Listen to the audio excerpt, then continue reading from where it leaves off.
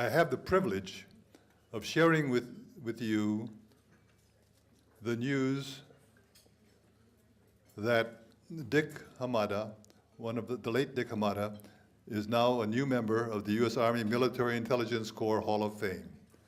This recognition was made possible through the work of retired Major General Arthur Ishimoto. General Ishimoto himself has a distinguished record of service beginning in World War II with the MIS, serving in the Philippines. Later, he became the first Japanese American to attain the rank of Major General. General Ishimoto is truly an inspiration for all of us. Please welcome General Arthur Ishimoto.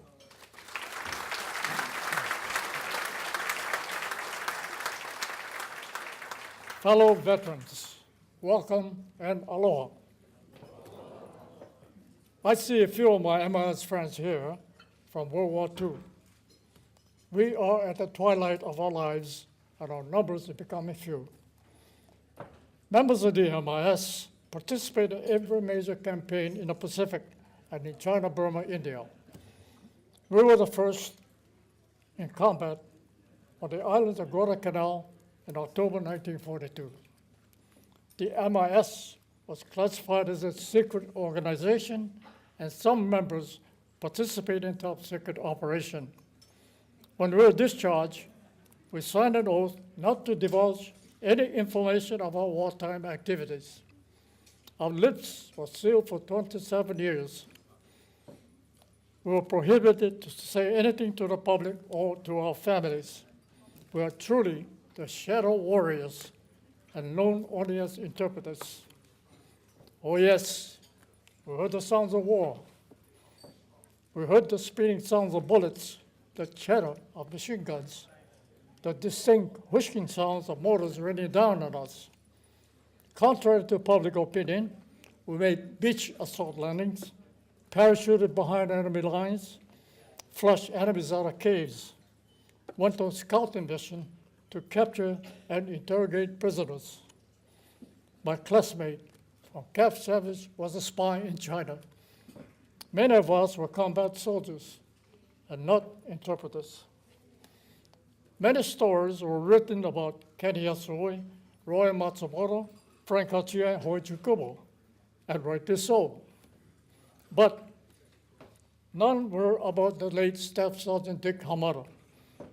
He was a member of Detachment 101 OSS, a clandestine unit that operated behind the enemy lines. This unit was a forerunner of the CIA. OSS battalions were manned mostly by native Kachin warriors. Dick Hamada lived and fought with them in the smaller size units. They blew up bridges, railroad tracks, and ammunition dumps. They ambushed the enemy and planted booby traps. The supplies were all airdropped. Hamada endured the misery of the Burmese jungle. He was twice sent to field hospital with malaria and dysentery. In early 1945, he was assigned a platoon leader of the 1st Battalion Detachment 101 OSS. His platoon was manned by freshly assigned Chinese troops. Hamada did not speak Chinese, neither did the Chinese speak English. He needed to train them for battle and be able to command and control them. So, what did he do? He used kanji character, which had a different pronunciation in Japanese than Chinese, but had the same meaning. He pointed to the kanji repeated in Japanese. He taught them few essential words. They learned quickly. This played a crucial role in the operation to come. In April 1945, his battalion was ordered to attack the village of Keihisi Mansam.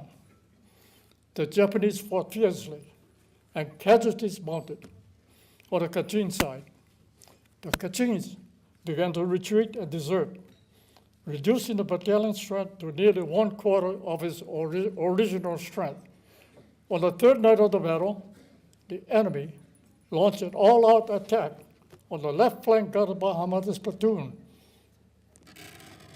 Outnumbered, his platoon fought intensely and courageously. Casualties mounted. The Chinese began to falter. Realizing the gravity of the situation, Hamada left the safety of his foxhole, exposing himself to deadly enemy fire, and went from foxhole to foxhole to foxhole. He went up and down the line, urging his troops to keep firing.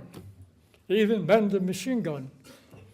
He kept shouting in Japanese, "Ute, ute, ute," which means shoot, shoot, shoot.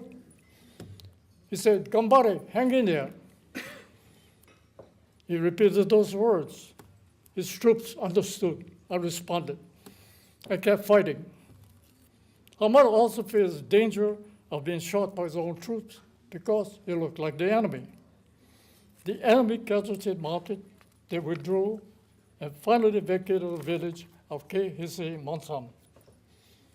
In the citation for the Bronze Star Medal, his commanding officer, Captain Barnwell, credited Hamada for saving the entire battalion from complete defeat. He saved the entire battalion of several hundred men, I repeat, several hundred men, from annihilation, wipeout. The Japanese in Burma usually did not take prisoners. If captured, the battalion would have been massacred. I have never read nor heard of an infantryman saving hundreds men in battle. I initiated action to upgrade his Bronze Star Medal and strongly endorsed by Congresswoman Tulsi Gabbard. Hopefully, our collective effort will be successful. The Japanese at one time placed a $20,000 bounty on Hamada and 4 other Nisei. And the Nisei of Detachment 101 OSS were told to save 1 bullet for themselves in the event of capture. If that happened, the Kempeitai, the secret police, would use extreme methods of torture and eventually would decapitate them. They considered the Nisei traitors because they were Japanese. Most of us in the MRs on the front lines were warned of this consequence. 2 days after the end of the war, Hamada parachuted into Peking, currently called Beijing, with 6 OSS members to rescue allies in Fangtai prison who faced possible execution. This was at a great risk because many enemy forces were not aware the war ended. Snipers were active. They rescued 4 to little raiders, 600 plus prisoners. This was Operation Magpie, a top secret operation.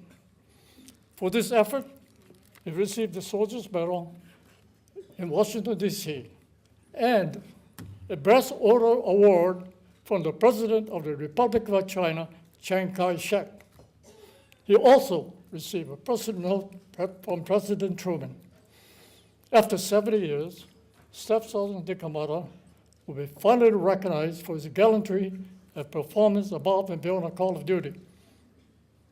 He will be inducted into the Military Intelligence Corps Hall of Fame in June at Fort Huachuca, Arizona. His wife, Irene, daughter Peggy, and son Luke will attend. They're here with us today. Would you please rise? Hamada?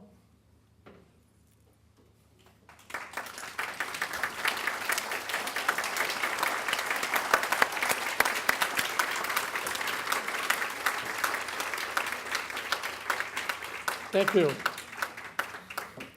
I was notified on or about August 7 or 8, 1945, that I would be flying to Okinawa from Luzon to lead a team of specialists in preparation for occupation of Japan. However, a few days before departure, I was replaced by my friend Joe Kawada. All of them perished at Naha, Okinawa, when the last kamikaze attack of the war caused the airfield to be smokescreen and the pilot could not see the aircraft, to see the airfield. He made a turnaround and slammed into a hillside. It was August 13, 1945, 2 days before the end of war. I was on the troop ship in Tokyo Bay, waiting to enter the land of my parents. It was an overcast day. We were given permission to land after the 11th Airborne Division cleared the area of possible dissidents. Fuels in Japanese aircraft were emptied and propellers were removed to prevent possible kamikaze attack. When I finally set foot on land, I had mixed feelings. I had pleasant thoughts about my parents and their home in Yamaguchi Prefecture. I often heard them reminisce of the beautiful and calm Seto Naikai with a backdrop of hills and valleys. It gave me a sense of peace, relaxation, a place I would like to visit. Then I had ugly thoughts of the brutal Japanese army decapitating prisoners because of the ingrained Bushido spirit. It bothered me. It really did. I wondered, how would the people receive us, friendly or hostile? I felt uneasy. I later learned that how they invaded Japan. There were 28 million civilians in an organization called the National Volunteer Combat Force, composed of men and women ages 15 to 50, determined to protect their homeland and save the emperor. In July 1943, Professor Buchanan from the Office of Strategic Services in Washington, D.C., went to Camp Shelby to recruit Nisei in the 442nd who can read, write, and speak Japanese. He warned that this is a dangerous mission and it's a one-way street. Do not expect to return alive. Despite that, 150 volunteered. 23 were chosen, 14 finally made it. Hamada was one of them. That one-way street warning nearly became a reality. Plans already made to have the Nisei members parachuted to Japan for hit-and-run operation prior to the invasion.